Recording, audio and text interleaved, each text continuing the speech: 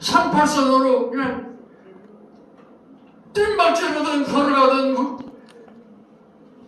한마음 한뜻으로 거기 가서 호소를 하고 세계의 이목이 집중할 수 있도록 정신을 집중하고 해주면 말만 하는 게 아니고 그렇게 좀 실천해서 우리가 구름대처럼 우리 식구들이 단합해서 통일을 위하는 분들이 38산 경기에 가서 호소하고 그냥 들고 걸어가는 거예요.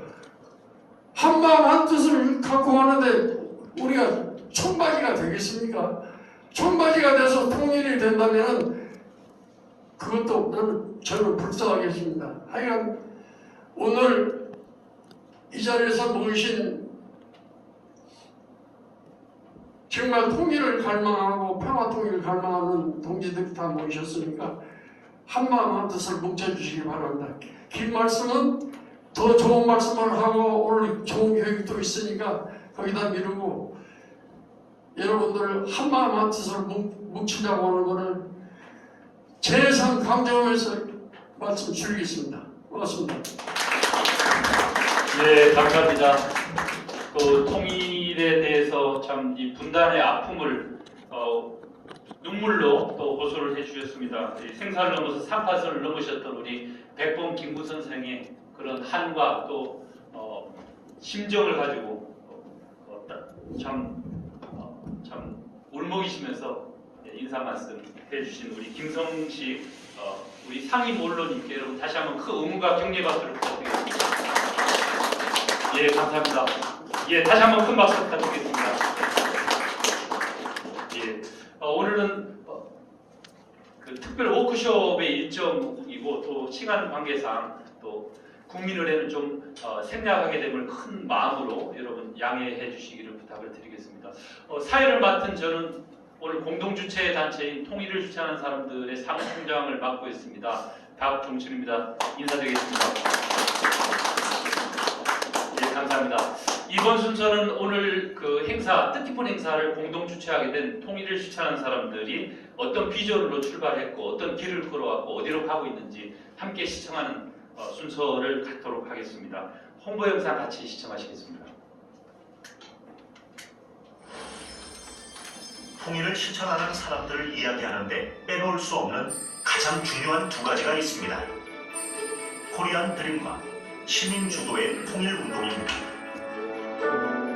이 두 개념은 통일을 실천하는 사람들을 창립한 이후 지금까지 우리가 나아가야 할 이정표를 제시하고 있습니다. 코리안 드림은 우리 민족 모두가 공감하는 통일 비전, 어떠한 통일 국가를 건설할 것인가에 대한 비전을 제시하고 있습니다. 광범위한 대중의 참여를 이끄는 시민 주도의 통일 운동은 우리의 실천 방향입니다. 통일을 실천하는 사람들은 이 비전에 공감하고 함께 실천하는 헌신적이고 단합된 분들이 모인 곳입니다. 통일을 실천하는 사람들이 창립되었던 2012년은 김정일의 사망 이후 김정은에게 권력이 승계된 시기였습니다. 북한의 고도화된 미사일 개발과 인권 문제의 세계적인 비판이 거세졌고 국민들은 정부 주도의 통일 방안에 희망을 발견하지 못했습니다. 글로벌 피스 재단의 문현진 의장은 한반도의 위기를 평화 통일로 전환하기 위해 코리안 드림을 정립하며 통일을 실천하는 사람들을 창립했습니다. 천여 개의 시민사회 단체가 우리와 함께했습니다. 우리는 시대 정신인 자유롭고 통일된 대한민국을 위해 앞장서 왔습니다. 오늘날 통일을 실천하는 사람들은 한반도의 자유와 통일을 이루기 위해 노력하는 가장 주목받는 시민운동 연대체로 성장했습니다. 코리안 드림 비전은 통일을 실천하는 사람들의 방향을 제시합니다. 널리 세상을 이롭게 하라. 공익인간 정신을 바탕으로 인류 보편적 가치가 구현된 새로운 통일 국가를 건설해 세계 평화에 기여하겠다는 비전입니다.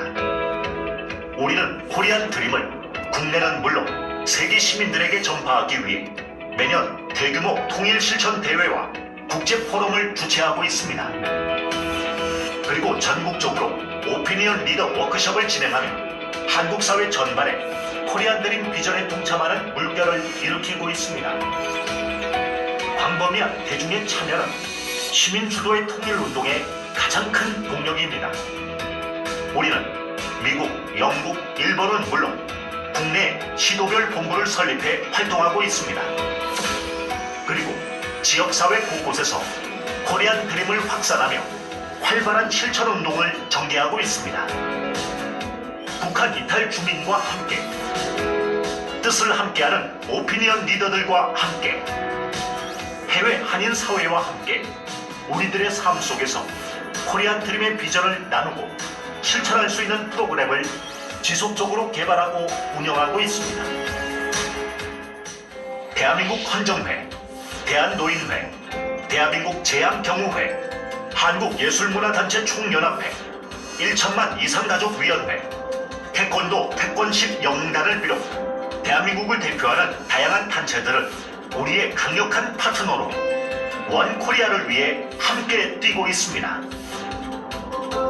미래 세대인 청년들은 통일 한반도의 희망입니다. 코리안 드림 크루 모집, 크루 오픈 포럼, 모의 유예, 각종 오디션을 통해 청년들의 한반도 통일에 대한 관심과 참여를 촉진하고 있습니다. 미중의 패권 경쟁, 우크라이나 전쟁, 중동의 전쟁 등 우리는 글로벌 위기에 놓여 있습니다. 원코리아 국제 포럼, 세계 평화에 기여하고 한반도 통일에 대한 공감대를 형성하기 위해 국제적으로 협력 노력을 전개하고 있습니다. 원코리아 국제 포럼은 매년 한국을 비롯하여 미국, 몽골, 인도, 필리핀 등지에서 정기적으로 개최되고 있습니다. 한국과 미국의 정책 기반자들, 국제사회 리더, 한반도 전문가, 언론, 경제인들은 큰 관심을 갖고 주도적으로 참여하고 있습니다. 에드윈 퓰러 헤리티지 재단 창설 회장을 비롯한 세계 주요 싱크탱크와 석학들은 정기적으로 원코리아 국제 포럼에 참석하며 한반도 평화와 통일을 위한 환경 조성에 큰 힘을 보태고 있습니다. 김영석 작곡가, 세계적 프로듀서 지미 잼과 테리 루이스 등이 참여한 코리안 드림 통일문화 프로젝트, 문화의 힘으로 통일을 견인하기 위해 원 드림 원 코리아, 코리안 드림, 넘버원 코리아 등 우리는 5곡의 새시대 통일의 노래를 만들었습니다.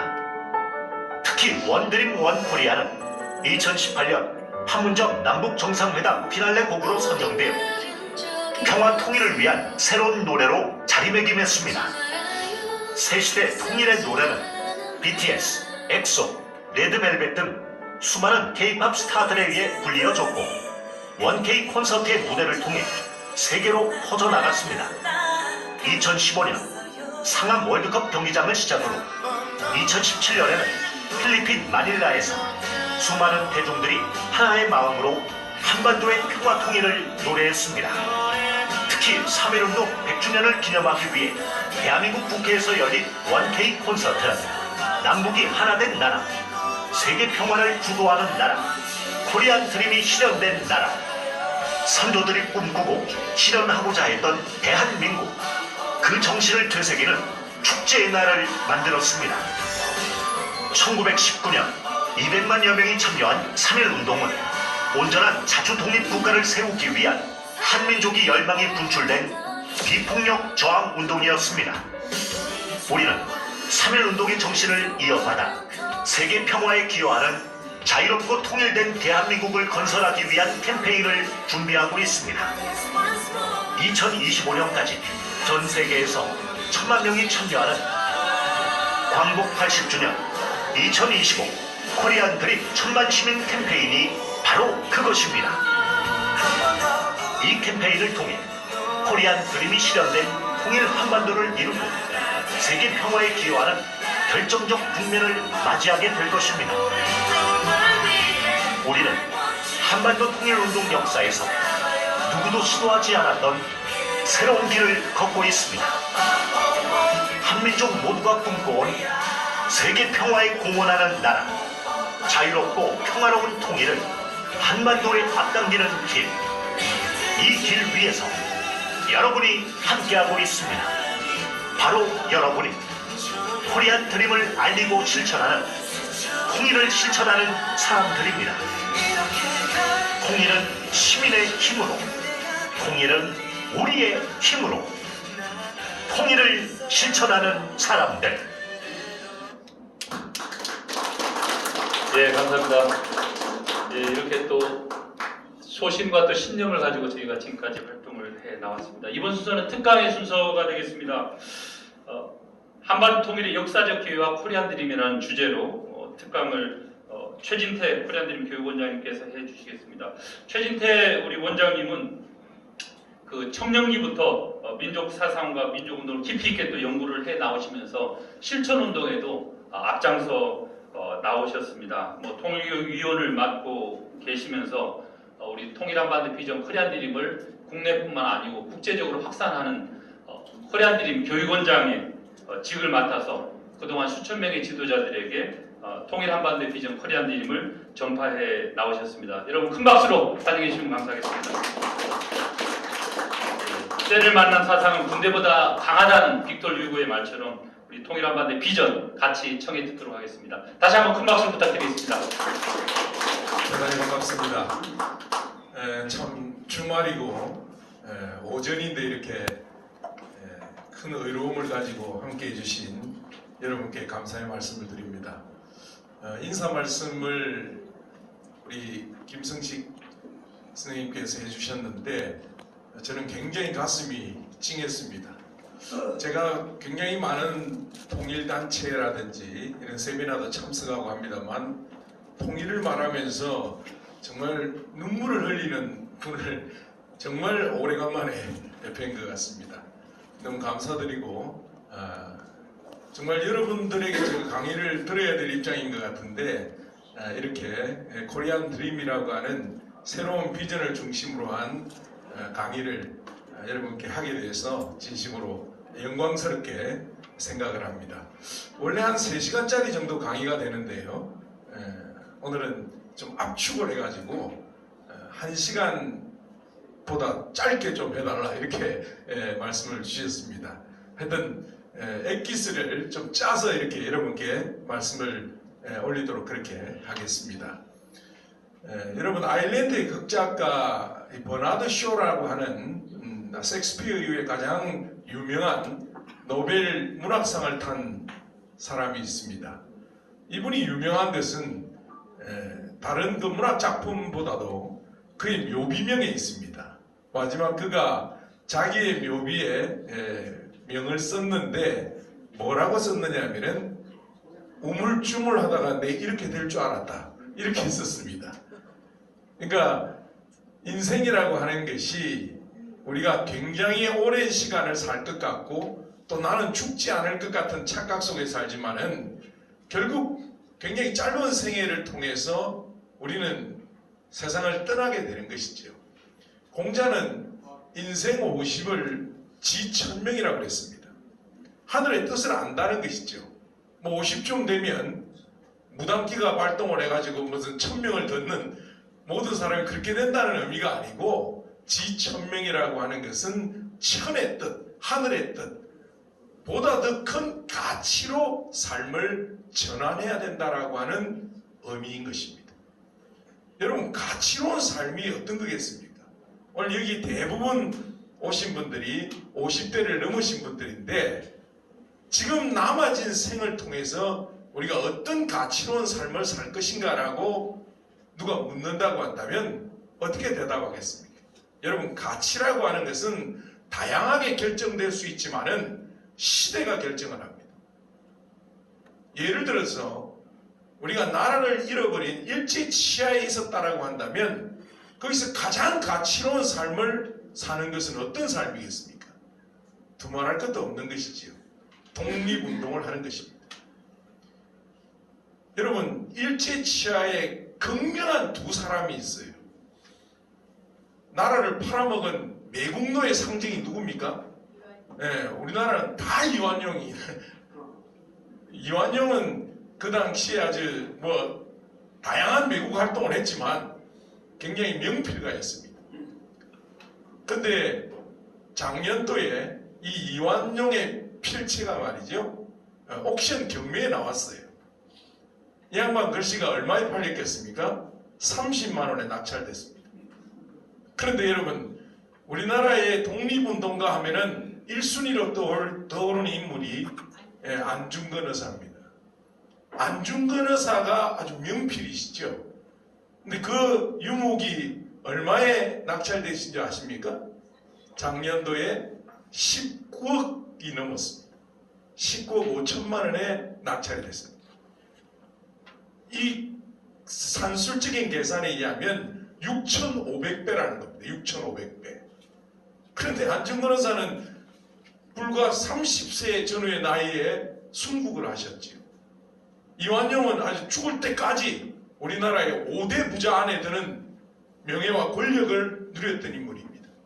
그런데 여러분, 한 사람은 파묘가 될 정도로 대한민국이 살아있는 한 민족적인 매국노로 찍힌 사람이고 30세에 삶을 마감했지만 영원히 우리들 가슴 속에 남아있는 분이십니다. 어떤 게 더 가치롭겠냐 이 말입니다. 당연한 것이지요. 그러면 오늘 이 시대 가운데에서 우리에게 있어서 가장 가치로운 삶이 무엇이냐라고 묻는다고 한다면 두말할 것도 없는 것이지요. 우리는 1945년 8월 15일 날 광복이 되고 해방이 됐다라고 이야기하지만 그건 결코 동의할 수 없는 명제입니다. 우리는 45년도에 해방과 광복을 맞이하지 못했습니다. 왜? 그 이후에 6.25라고 하는 참변을 통해서 남북이 갈라지고 2,500만의 우리 동포가 노예 상태에서 절규하고 사는 삶을 살고 있다는 겁니다. 그런데 해방, 광복, 우리만 잘 살면 되지 않겠냐라고 하는 그런 의식이 어떻게 성립할 수 있겠냐 이 말이에요. 그런 관점에서 볼 때에 우리가 남은 생애 동안에 앞서서 호소하셨듯이 총알바지가 된다 할지라도 통일을 향해서 나아가는 그 삶이야말로 가장 가치로운 삶이 될 것이다. 우리 통일을 실천하는 사람들의 그래도 내노라는 사람, 세상에서 그래도 출세에 꽤나 했다라고 인정받을 수 있는 장관 이상급들, 별을 이렇게 단 사람들, 이런 분들이 시민운동에 참여하고 있습니다. 그분들이 왜 이런 데 와서 이런 시민운동에 참여하고 있습니까? 라고 하는 데 대해서 뭐라고 얘기하냐면은 자기가 인생을 이렇게 살아왔는데 마지막 자기 후손들에게, 손주들에게 그 당시에 남북이 분단돼서 북한의 우리 주민들이 그렇게 고통받고 있을 때 할아버지는 뭘 하셨습니까? 라고 물을 때에 그래도 이 할아버지는 통일운동을 위해서 나선 사람이다. 그 말 한마디를 남기고 싶어서 이 자리에 옵니다. 라는 얘기를 했습니다. 아마 여기에 계시는 분들도 전혀 다르지 않으리라 생각을 합니다. 먼저 통일을 위해서 이렇게 준비하고 있는 여러분들을 존경하는 마음으로 본 강의를 시작하겠습니다. 한반도 통일의 역사적인 기회와 코리안 드림이라고 하는 제목입니다. 우리는 두 가지 위기에 직면하고 있습니다. 하나는 두말할 것도 없이 북핵의 위협이죠. 이미 북한은 6차 핵실험을 끝냈습니다. 이때 규모가 어느 정도냐면은 160킬로톤입니다. 이게 가늠이 안 가는데 이게 어느 정도냐면은 히로시마의 리틀보이라고 하는 원자폭탄이 떨어졌습니다. 그 당시에 떨어졌던 원자폭탄의 규모가 15킬로톤이에요. 그런데 히로시마의 인구가 그 당시에 그렇게 많지 않았습니다. 35만이에요.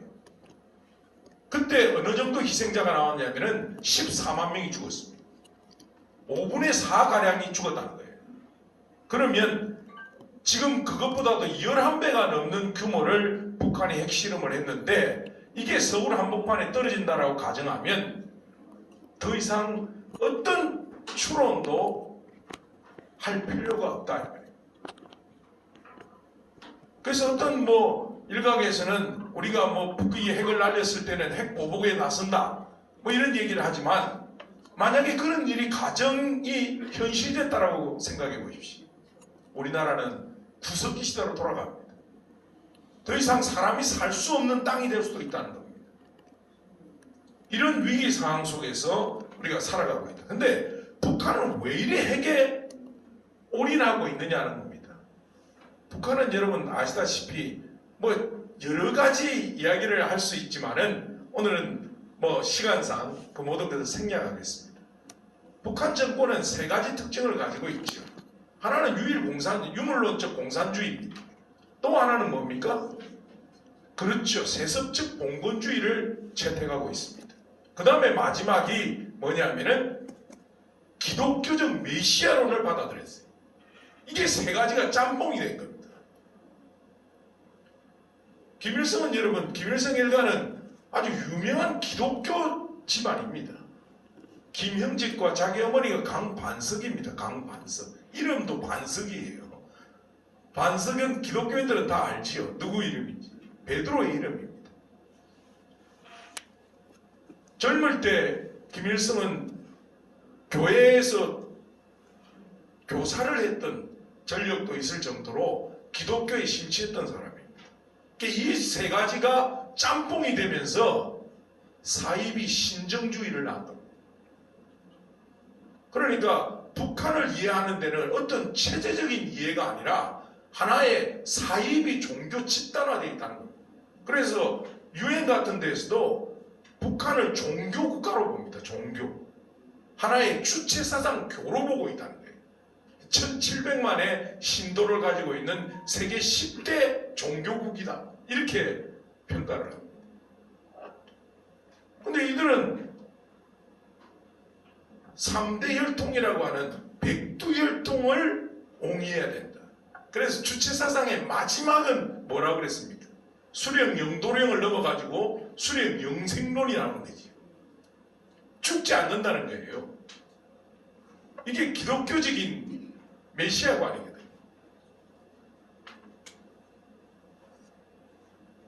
그래서 사회주의 혁명을 일으키려고 하면 그 순해 보인 수령이 필요한데 이 수령만 백두혈통만 온전히 보존하게 되면 언젠가는 사회주의 혁명을 완성할 수 있다. 이걸 철저히 믿는 겁니다. 도저히 상식적으로는 이해가 가지 않습니다. 맨날 이밥에 고기국 먹여준다고 해놔놓고 그냥 고난의 행군을 통해서 200만 이상이 죽어나가는데도 눈도 깜짝하지 않습니다. 이걸 어떻게 이해하겠습니까? 여러분 작년에요. 케냐에서 희한한 일이 벌어졌어요. 케냐의 기독교 종교 지도자 가운데 맥켄지라고 하는 사람이 있는데 이 사람이 어떤 설교를 했냐면은 그 케냐의 순진한 사람들을 모아놔놓고 지금 예수가 이 케냐 땅에 내려오는데 그 예수를 영접하기 위해서는 광야로 나가서 금식해라. 굶어 죽어라 그랬습니다. 여러분 408명이 굶어 죽었어요. 실제로 광야의 시체가 널브러져 있는 거예요. 그러니까 북한이라는 사회는 마치 이런 사이비 종교와 같이 완전히 주민들을 태어날 때부터 세뇌화시켜놨다는 겁니다. 그 백두혈통을 온전히 보존하기 위해서는 반드시 뭐가 필요하다는 거예요. 핵이 필요하다고 보는 겁니다.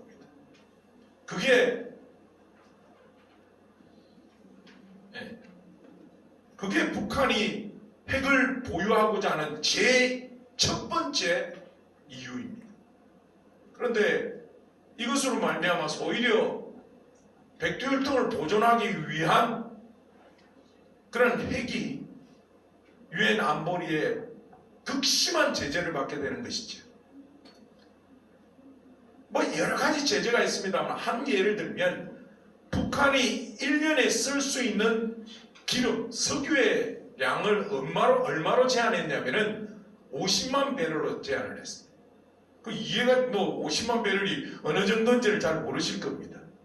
우리나라가 남한이 하루에 쓰는 석유량이 어느 정도 되느냐면은 280만 배럴입니다. 그런데 북한이 1년에 쓸 수 있는 석유의 양을 50만 배럴로 제한을 해버린 겁니다. 이게 나라가 어떻게 돌아갈 수 있겠냐는 겁니다. 거기다가 코로나 팬데믹을 맞이했죠.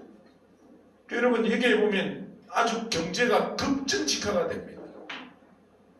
지금 북한의 경제는 완전히 마비 상태로 들어가고 있습니다. 북한의 체제를 유지할 수 있는 것은 배급 경제였습니다. 사회주의 배급 경제였지요. 근데 이미 80년대 후반부터 시작해서 서서히 이러한 것들이 무너지면서 고난의 행군을 거쳐나가면서 90년대에 완전히 장마당이 자리 잡고 있습니다. 장마당이 어느 정도 있냐면은 약 500개 정도가 장마당이 존재하고 있습니다. 그래서 이 90년대 이후에 태어난 세대를 장마당 세대다 이렇게 부르고 있습니다. 새롭게 등장한 신흥 재벌들이 나오는데 그 신흥 재벌들을 돈주라고 얘기를 합니다.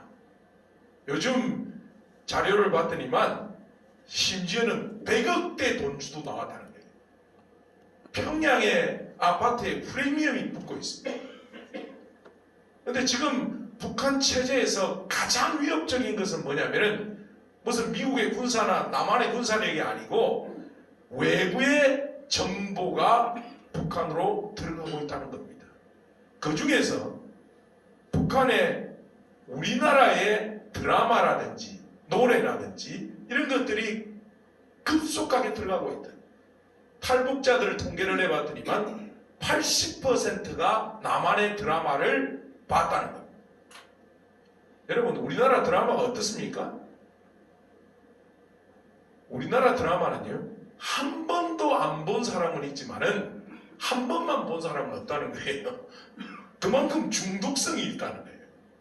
김치 싸대기를 때리고 하지만은 그게 한 번 보면은 끝까지 안 보고는 도저히 못 견딘다는 겁니다.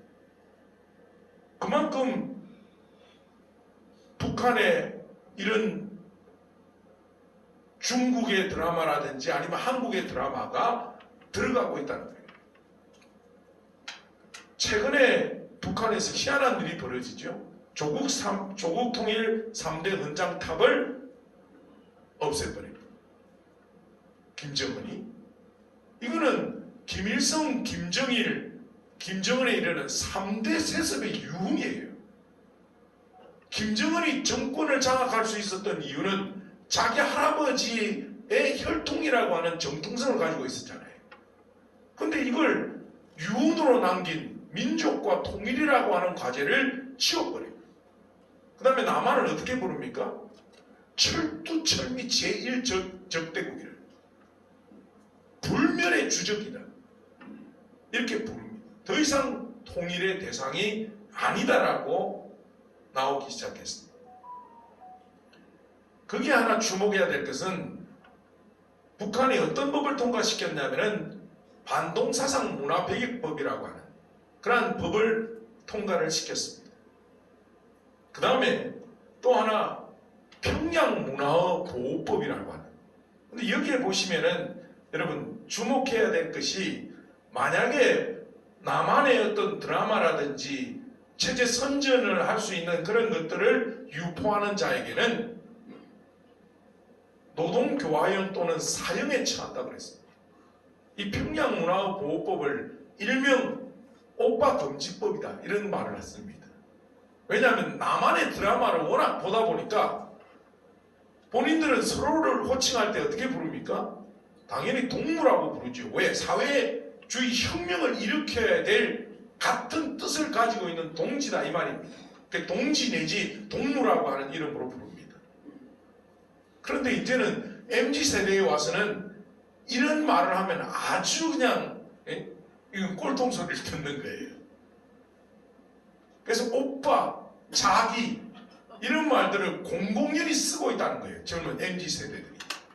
그러니까 오히려 북한 당국에서는 이러한 것을 조사해 가지고 만약에 SNS를 통해서라든지 그런 언어를 쓰는 사람들을 이렇게 교화형에 처하는 이런 법을 강력히 쓰고 있습니다.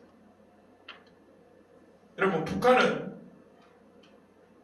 이제 그 체제상 한계에 도달하고 있습니다. 배급 경제가 무너졌죠? 사상 통제가 외부 정보 유입으로 말미암아서 무너지고 있습니다. 그러다 보니까 이제 남은 것은 뭐냐면 공포 정치밖에는 남지 않았다라고 하는 거죠. 그래서 지금 북한에서는 대단히 많은 곳에서 처형이 벌어지고 있고, 우리 언론에 보면은 이런 남한의 그런 여러 가지 드라마라든지 이런 걸 보급한 사람을 공개 처형시키는 그러한 사태도 벌어지고 있다라고 하는 보도가 나오고 있습니다. 두 번째 위기는 뭐냐면은 미중 패권주의예요. 이게 국제 정세에 있어서 미국은 민주주의라고 하는 데 대한 가장 선봉장이죠.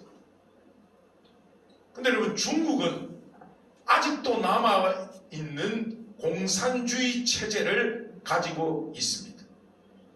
이 두 패권이 서로 부딪히고 있다는 거예요.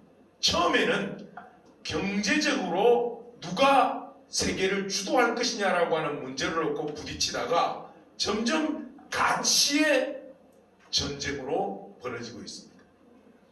그런데 이것은 공산주의와 민주주의라고 하는 체제적이고 이념적인 것은 벗어났습니다. 왜? 이미 소비에트 연방이 해체되면서 공산주의가 체제적으로 민주주의에 우월하다라고 하는 것은 거짓말이라고 하는 것이 다 밝혀져 있다는 겁니다. 근데 서로가 국가적인 이익을 위해서 부딪히고 있는 것이죠. 그래서 지금은 뭐 이걸 굉장히 길게 설명을 해야 되는데 짧게 설명을 해드리면 한미일 그 다음에 북중러라고 하는 이 연대가 강화되고 있다는 겁니다. 얼마 전에는 북러 간의 조약을 통해 가지고 북한과 러시아가 굉장히 가까워졌죠. 그러다 보니까 중국이 이에 대해서 엄청나게 반발을 했습니다. 그래서 오히려 사이가 멀어져 가고 있죠. 그런데 한국과 미국과 일본은 한미일 공조라고 하는 틀을 통해 가지고 캠프 데이비드슨은 거기에서 뭐라고 그랬습니까? 뭐 여러 가지 이걸 어떻게 평가는 뭐 진보 보수가 다르게 볼 수 있겠습니다만은 거기에 주목해야 될 부분은 뭐냐면은 미국과 일본이 자유롭고 평화로운 한반도의 통일을 지지한다라고 공식적인 선언을 했습니다.